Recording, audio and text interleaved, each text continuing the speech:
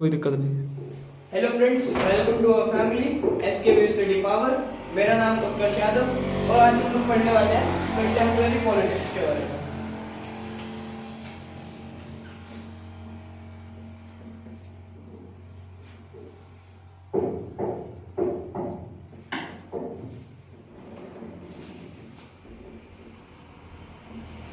तो सबसे पहले जानते हैं अभी जो हमारा इंडिया है वो किन किन बेसिस के ऊपर है। इसके टोटल 3 पार्ट्स हैं। मतलब सबसे पहले तो लेजिस्लेटिव, दूसरा एग्जीक्यूटिव और तीसरा जुडिशरी।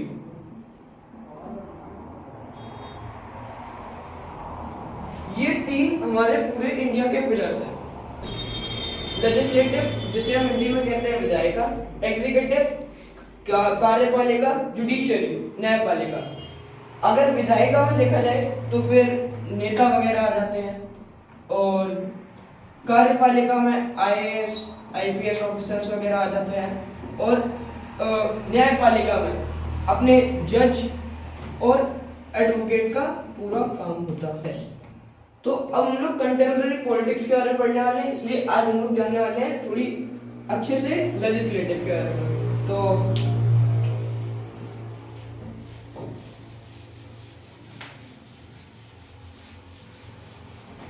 सबसे पहले अगर गवर्नमेंट होती है तो फिर वो 3 भागों में बटी होती है।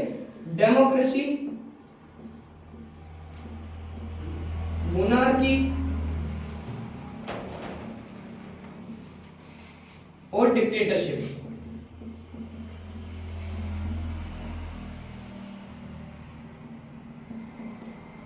तो डेमोक्रेसी में क्या होता है, मतलब मेन होते हैं लोग, पीपल।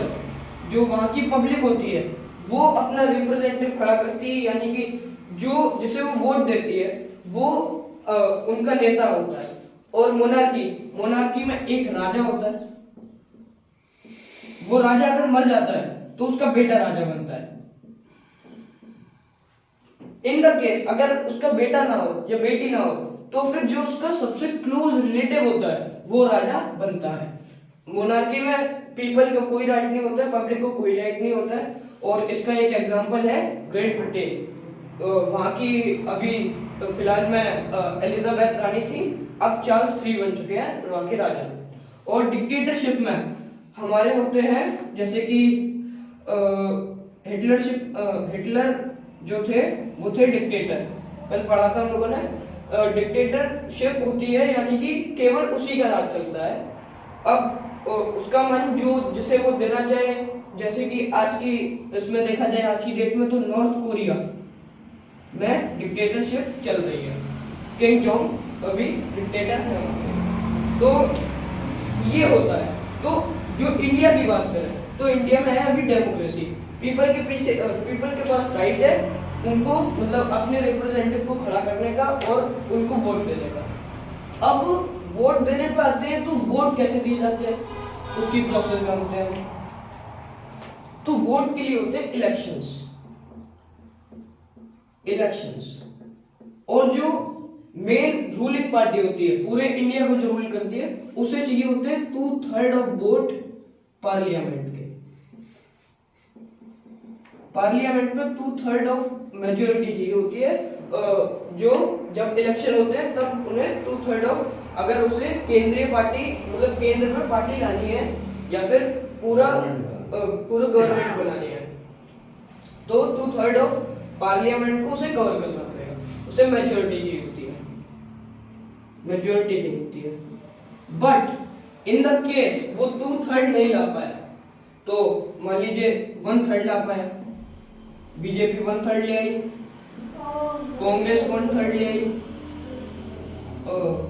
और अदर पार्टीज भी 1/3 ले आई। तो फिर ऐसा हो सकता है कि बीजेपी को मतलब किसी इन सबको रूलिंग पार्टी बनानी है तो ये इससे कोलिजन कर ले या फिर ये इससे कोलिजन कर ले या फिर ये इससे कोलिजन कर ले। ठीक है, तो फिर कोलिजन गवर्नमेंट बनती है वहां पे। और कोलिजन गवर्नमेंट बनती है तो फिर मतलब जो मेन पार्टी होती है उसके लिए बहुत झंझट काइंड ऑफ हो जाता है, क्योंकि फिर उसे ये पद किसी और को देना है, ये पद किसी और को देना है, ये बिल्कुल बना के चलनी पड़ती है। तो सब चाहते हैं कि पूरी मेजोरिटी से हमारी पार्टी जीते। तो अब आ जाते हैं इलेक्शन को कंडक्ट कौन करवाता है, यानी कि जो इलेक्शन होते हैं उन्हें स्टार्ट कौन करवाता है, उनकी प्रोसेस कैसे चालू होती है। तो जो इलेक्शन को चालू करवाता है वो होता है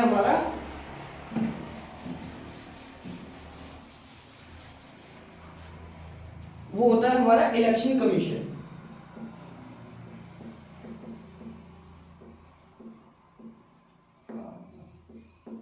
जिसे हम शॉर्ट में बुलाते हैं ईसी। इलेक्शन कमीशन का रोल होता है वोटिंग पे भी और उससे पहले भी और उसके बाद भी।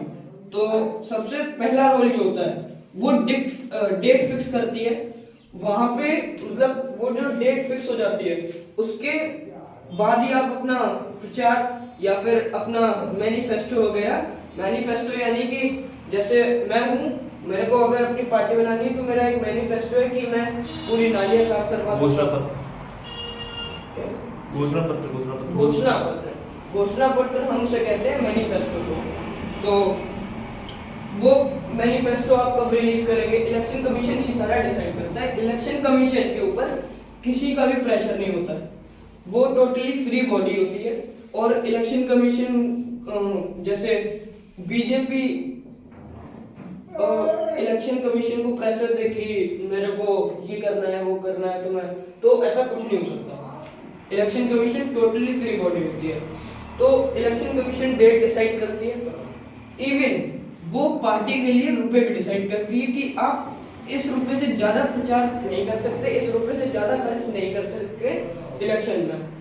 और आप जानते हैं पूरी इंडियन गवर्नमेंट स्टेट गवर्नमेंट कैसे बनती है। तो स्टेट गवर्नमेंट के लिए होते हैं एमएलए इलेक्ट किए जाते हैं। और पूरी गवर्नमेंट के लिए रोल मतलब इंडियन गवर्नमेंट के लिए बनते हैं हमारे एमपीज की वोटिंग होती है इंडियन गवर्नमेंट के लिए, और स्टेट के लिए होती है एमएलएस की वोटिंग।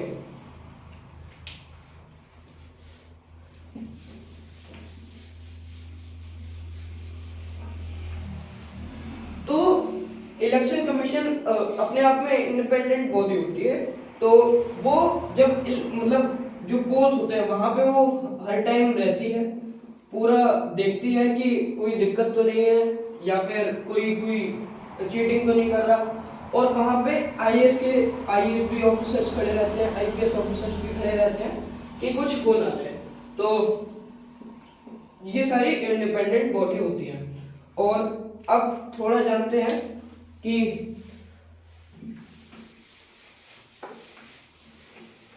डर्टी पॉलिटिक्स क्या होती है।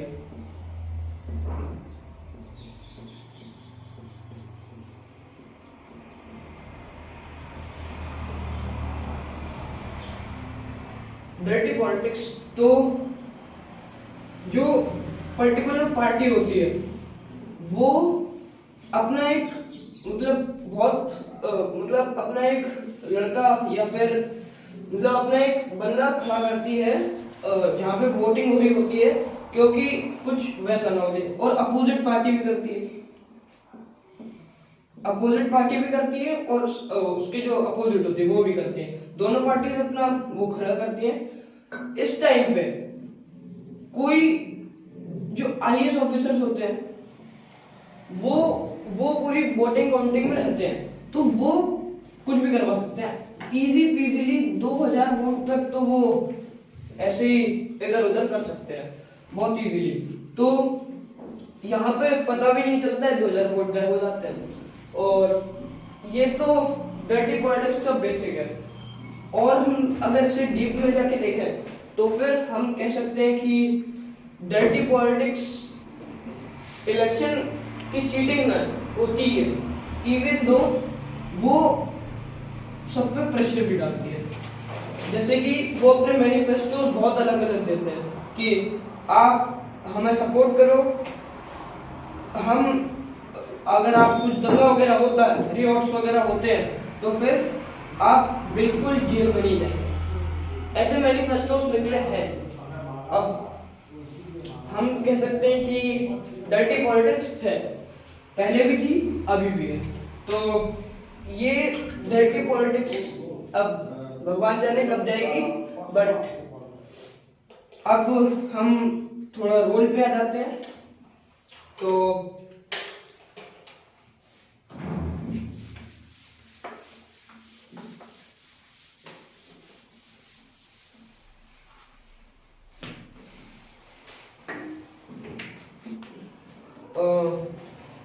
अब आते हैं इलेक्शन कमीशन पे।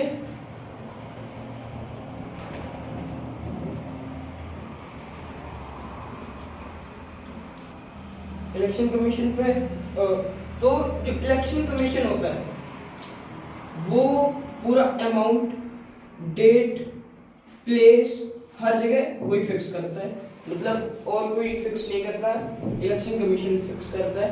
और इलेक्शन कमीशन का रोल होता है लगभग 1 साल पहले से। अगर पूरे इंडियन इलेक्शन की बात करें तो 1 साल पहले से होता है उसका रोल चालू। और स्टेट की बात करें तो फिर अप्रोक्सीमेटली आप मान लीजिए 5 मंथ्स है, 5 मंथ्स से उसका रोल चालू हो जाता है। तो थैंक यू गाइस, आज की वीडियो यहाँ पे खत्म होती है। लाइक करें, शेयर करें, सब्सक्राइब करें और चैनल को सपोर्ट करें।